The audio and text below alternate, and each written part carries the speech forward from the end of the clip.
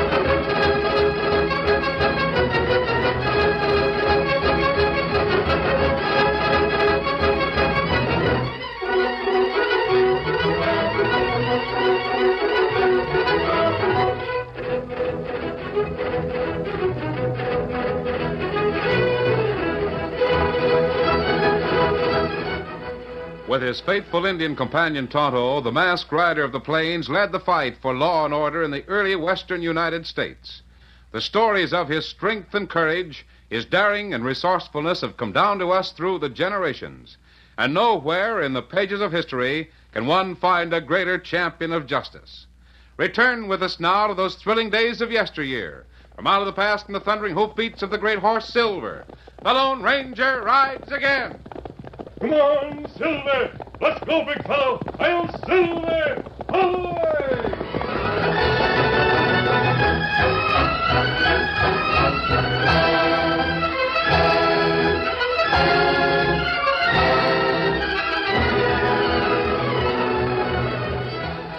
Fred Stacy had watched the two men arrive in Crown City, but Stacy said nothing.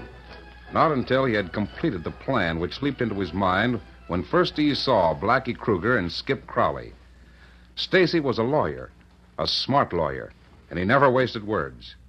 It was early evening when Fred Stacy made his appearance at the office of Floyd Bellman, the sheriff.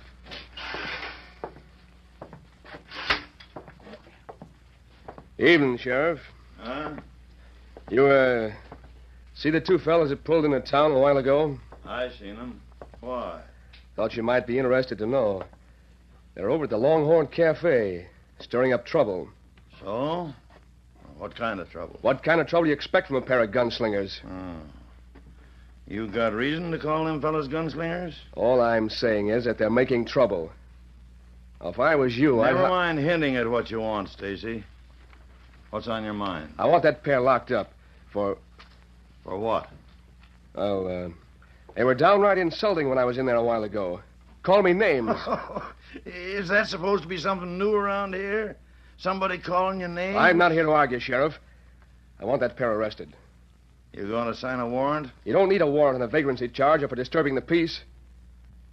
I'm telling you, if you don't collar that pair, there's going to be big trouble. And if someone gets hurt, I'll see that folks know you were warned in plenty of time. You refuse to do anything about it. Well, I'll take a walk over to the cafe and see how they're behaving.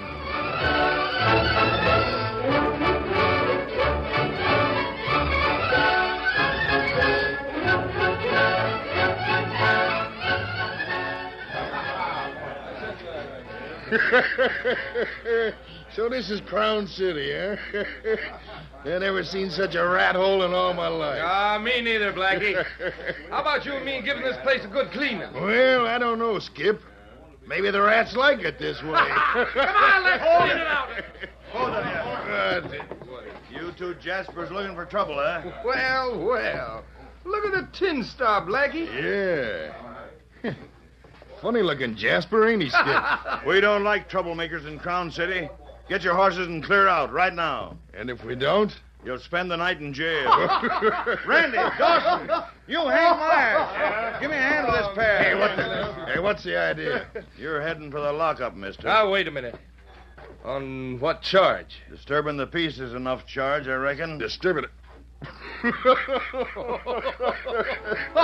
Let's go, Sheriff.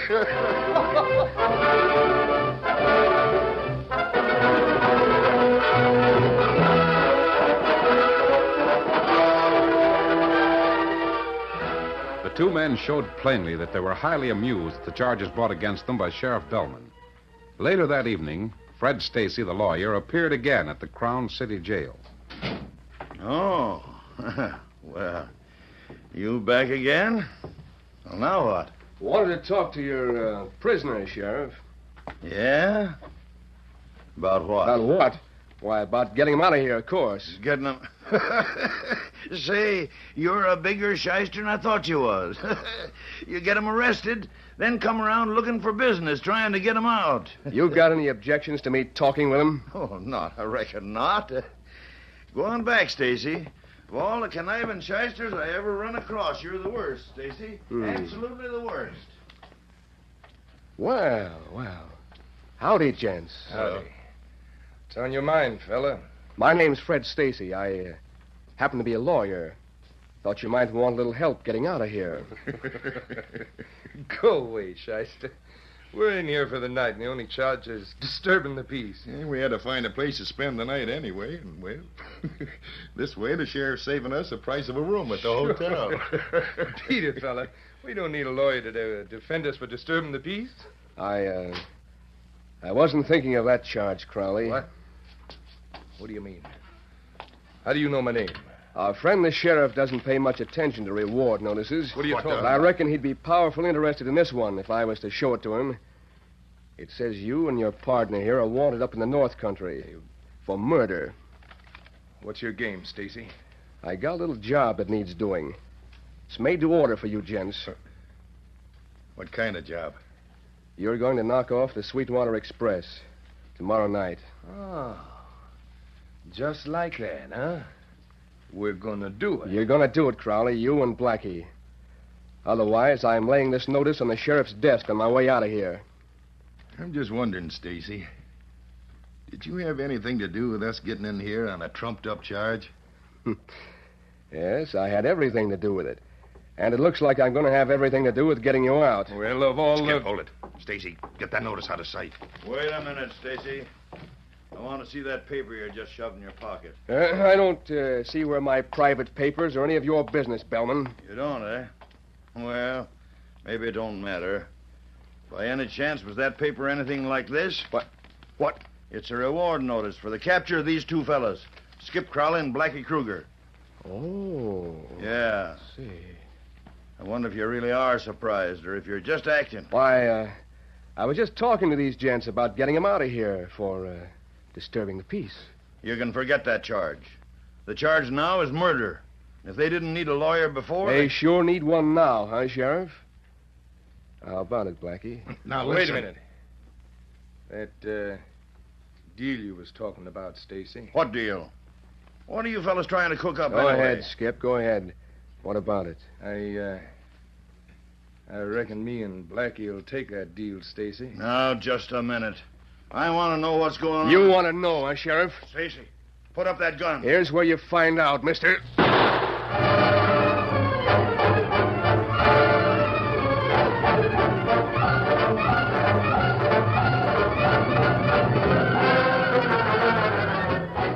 The alliance between Fred Stacy, the lawyer, and the two prisoners, Skip Crowley and Blackie Kruger, was formed as the sheriff fell to the floor of the corridor. A moment later, pausing only long enough to snatch the reward notice in the dead lawman's hand, the three men were out of the jail and disappearing into the black of night. A short time later... Now listen, both of you. The Sweetwater Express comes through the Upper Valley tomorrow night, carrying $160,000 in currency. Wow. It's new currency, and you couldn't spend it in 100 years. But I can, see? I know where to get rid of it. What's in it for us, Stacy? $4,000 apiece in gold. Hey, you're forgetting one thing. The Sweetwater Express doesn't stop this side of Abilene. There's a railroad bridge across Roaring Creek. It's a wooden bridge. All he needs is a couple of cans of kerosene and a match. Hey, by golly. You sure know how to figure things out, don't he, Blackie? Yeah. We set fire to the bridge, and the train has to stop. Bring the currency here to my house tomorrow night. I'll be waiting for you. With $10,000 in gold. Sure, Blackie. You bet.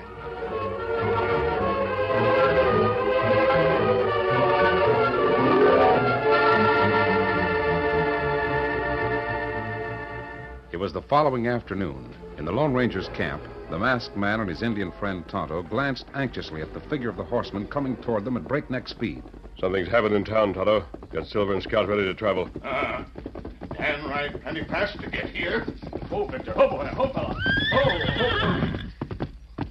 What's happened, Dan? We gotta clear out of here in a hurry. Why? Because there's a posse heading this way right now, and they're coming Riders coming. Tell me quickly, Dan. What are they coming here for? to get you for the murder of Sheriff Bellman. Bellman, but I...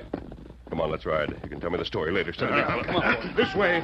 Come on, Victor. Silver.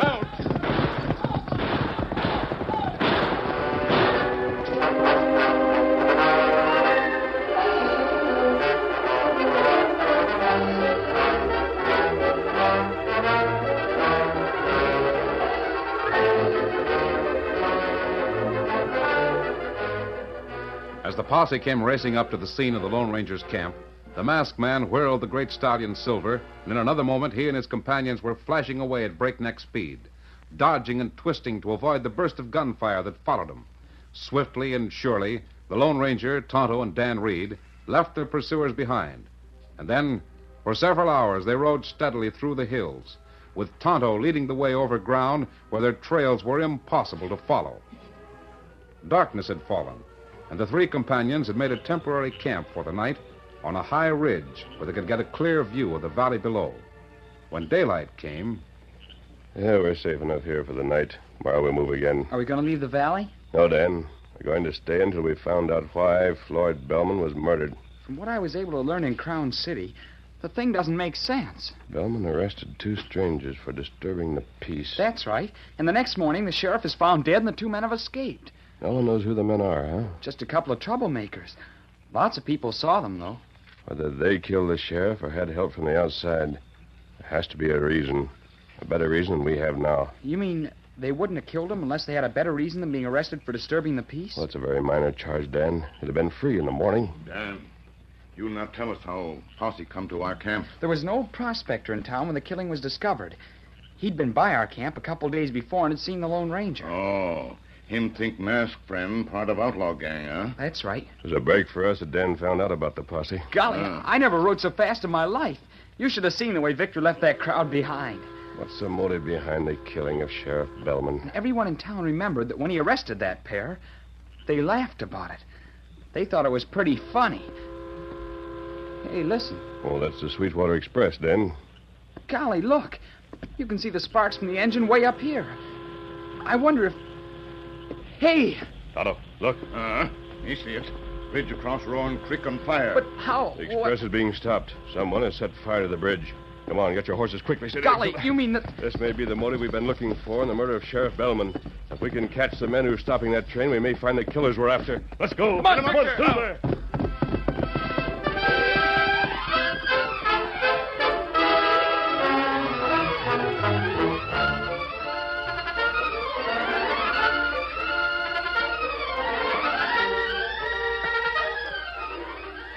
The curtain falls on the first act of our Lone Ranger story. Before the next exciting scenes, please permit us to pause for just a few moments.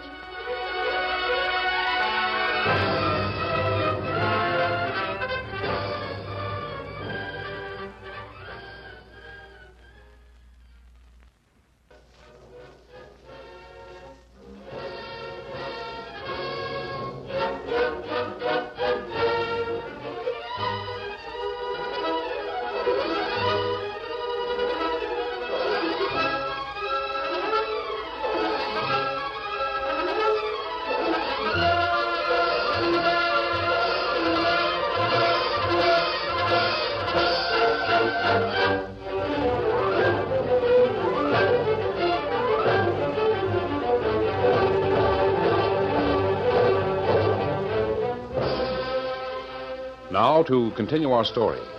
The flaming ruins of the bridge across Roaring Creek leaped high into the night sky, lighting the area around the Sweetwater Express, which had stopped a safe distance back from the fire.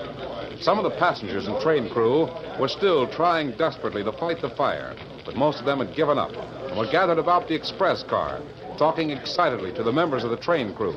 How much did them farmers get away with? Plenty, mister. Oh, how much is plenty? $160,000. Hey, I guess But it was all in currency, and they'll sure have a time getting rid of it. How many of them was there? 2 of them we could see. Might have been more outside, but there was 2 of them busted into the express car. Well, what we going to do now? Only thing we can do, and that's head back to Sweetwater. Won't be no trains crossing the creek till they build a new bridge. Hey, look yonder. Look. Oh, A masked man. That's one of them. what are they coming back for? Never mind that. Get him first. We'll ask questions later. Hold it, mister. I'll start something you can't finish. I'll start it and I'll finish it, outlaw. Did you see that? I never saw such a quick draw in my life. Hey, fella, are you hurt? Why, what happened? You had a gun in your hand a minute ago, and then the masked man kind of figured you might hurt someone, I reckon.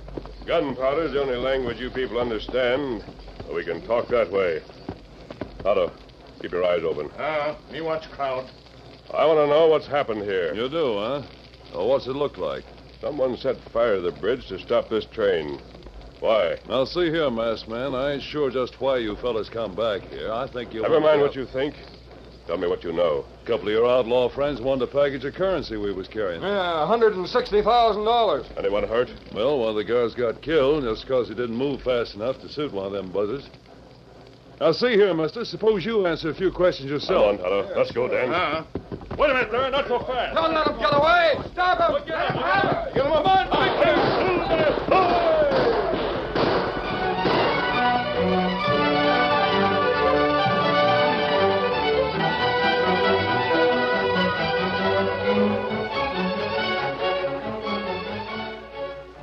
It was daylight.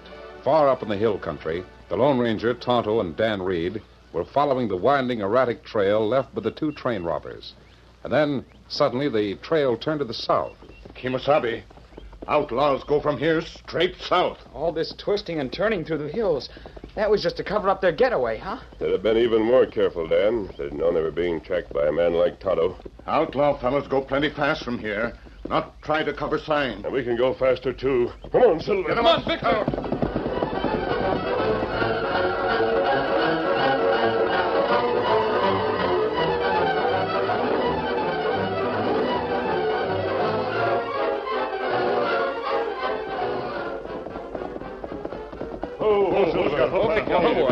Steady, fella, steady. That trail goes as straight as a string. Right into Crown City. Yeah. Maybe robbery done by fellas from town. Possible, Tonto. Then again, it could be the 2 strangers that broke out of jail last night. Either way, the trail we're following goes into Crown City. That means the men we're after are somewhere in town. And what we do? Now, you and Dan go into town. I'm going back to Roaring Creek to search for sign. Golly, maybe we can find out something in Crown City, huh, Tonto? Maybe, Dan. But be careful.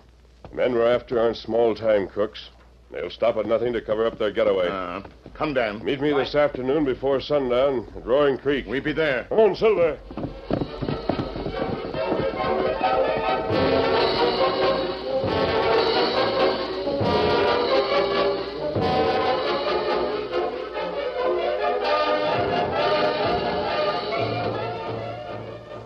Skip Crowley and Blackie Kruger had reached the home of the lawyer Fred Stacy shortly after midnight, less than 2 hours after their successful robbery of the Sweetwater Express. Yeah. Too bad we don't know how to get rid of the currency ourselves. I'm satisfied. Just so long as this lawyer gent pays off. You can spend gold anywhere, any time, without being traced. It's different with paper money. Yeah, this way. Follow me. Let's not waste any time getting out of here. Huh? What'd you say, Blackie? What? Hey, what the? Oh! Well, thanks, boys. Thanks a lot. I reckon you've done a fine job.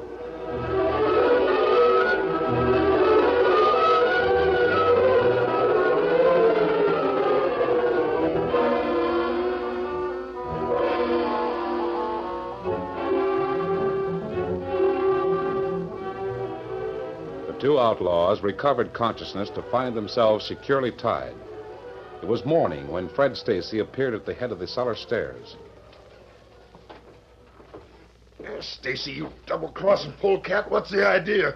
Why, Blackie, surely you didn't think I could let a couple of desperate train robbers get away, did you? You two-faced sidewinder. Besides, someone has to pay for the killing of Sheriff Bellman, you know. You can't pin that on us. You'll tell how you killed the sheriff to get us out of jail to knock off the express. We'll tell No, you. I don't think you will. You see, I wouldn't want to part with the currency you brought last night, nor the gold you were supposed to get. Dirty double-dyed And buzzard. within 24 hours, the railroad people are going to have a pretty sizable reward posted for the men who held up the Sweetwater Express. Yes, sir. It'll be a sizable reward. And I wouldn't be surprised if it says dead or alive. Say, are you figuring To kill you? Rather a silly question, Skip, now isn't it? Pretty slick, you double-crossing rat. You get the currency, keep the gold you were supposed to give us, And collect the reward for you and Mr. Crowley. Besides, I'm likely to be quite a public hero for catching you desperados. Naturally, everyone will understand just why I wasn't able to take you alive. Well, make yourselves comfortable, gentlemen. I have a little business to take care of in town. Adios.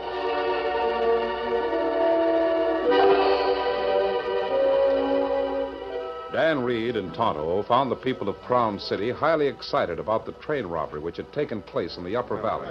There won't be no trains through the valley until they get that bridge rebuilt. Sir. Me and Gibson here had to go clear back to Sweetwater last night. Get us a pair of saddle horses and start out again. Say, were you there when the robbery took place? Did you get to see the outlaws? We seen the fire up ahead when the train was stopping. And we seen two fellers come busting out of the express car and right away. Just we got out of the coach. Could you identify them if you saw them again? Not me, but there was two guards in that car. One of them got killed, but I reckon the other one could identify the fellers that done it. And what about the ones that come riding up after the robbery? I'll bet you could identify the masked armory that shot the gun out of your hand, huh, Gibson? Ain't no question about that. If I ever set eyes on that... Hey, that redskin, grab him. That's the Injun was with the masked man at the train robbery. Grab him. Get that boy, too. They was both there. I seen them myself. Let me go. Sure, we'll let you go. Just as soon as you tell us what you was doing at the Roaring Creek Bridge last night.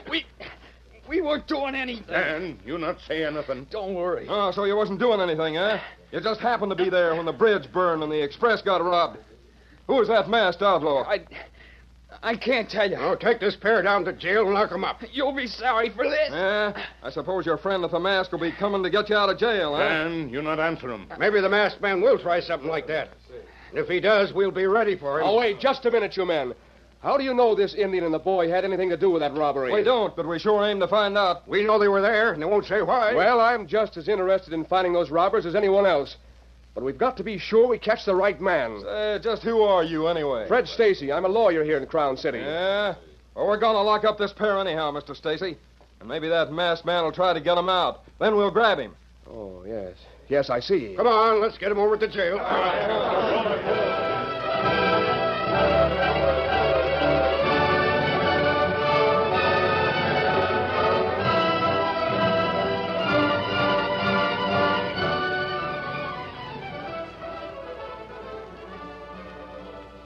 The Lone Ranger had waited with mounting anxiety as the afternoon passed with no sign of his friends. Then, quickly, he mounted the great white stallion and headed for Crown City. The masked rider was just approaching the edge of town when a voice hailed him from the twilight shadows alongside the trail. You there. Rein up, mister. Oh, Silver City, fella, easy. Oh, don't make a move with those fancy guns. I just want to talk with you. About what? I reckon you're the fella. They said you'd be wearing a mask. They? Yeah, the folks in town. The ones that got the Indian and the kid in jail. What? What are my friends in jail for? Folks got the notion that you had something to do with that train robbery last night. One of the passengers from the train was in Crown City. Recognize your friends. I see. Of course, they figured that you're the kingpin. Figured maybe you'd be trying to get your friends out of there. So they're waiting for you. Well, I'm much obliged for the warning, Mr. Stacy's my name. You see, that crowd in town is pretty mad. First, the sheriff gets killed. Then some prisoners break out of jail. Then the train robbery, and one of the guards gets killed. You think possibly the crowd might storm the jail and try to take the law in their own hands? Well, it's been done before. And I'd sure hate to see that kid get manhandled by a mob. So would I. You, aim to get him out of jail? Yes. Yes, I think I will, Stacy. Good. Now, here's how I can help you. You make it your business to get there around, say, 10 o'clock. I'll stir up some kind of a commotion down the street, down by the Longhorn Cafe, see? You'll draw the crowd down there so there won't be anyone around the jail, huh? Yeah. Mighty nice of you, mister, to go to all that trouble. Yeah. One more thing. Would you mind stopping by the jail and letting my friends know that I'm here? That I'm, planning to get them out? Sure, I'll do that for you. No trouble at all. Thanks. Adios. Come on, Silver.